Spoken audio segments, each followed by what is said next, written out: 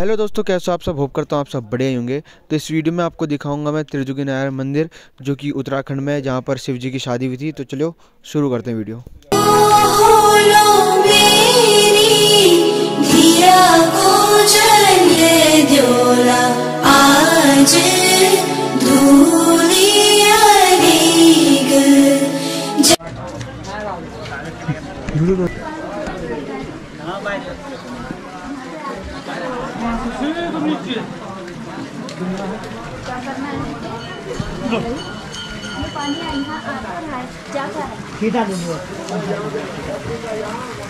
बोले त्रिजुगी नारायण भगवान की जय।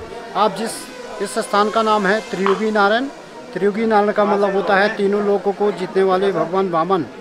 श्रीमद् भागवत कथा में सुना होगा, जो राजा बलि राजा थे, बहुत दानी राजा थे, जिन्होंने 99 यज्ञ पूरे कर चुके थे। यदि वह 100वां यज्ञ करते तो इन राशन को प्राप्त हो जाते।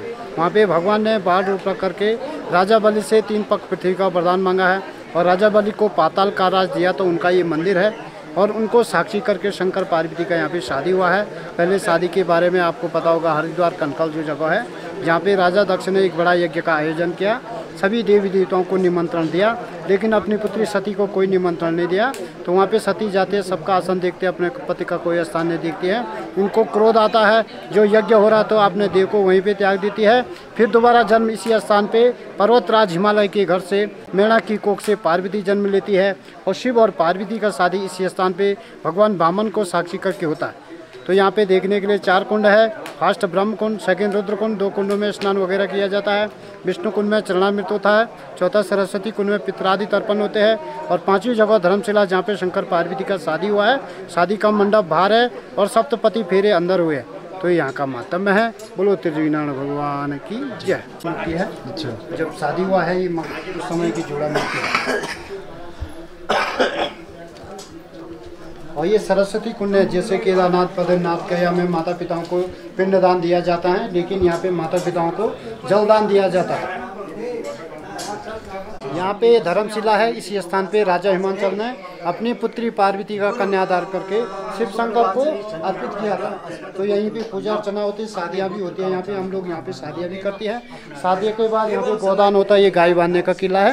राजा हिमांचल ने बताते 1.25 लाख गाय मोर मोतियों का दान करके शिव शंकर को दिया था।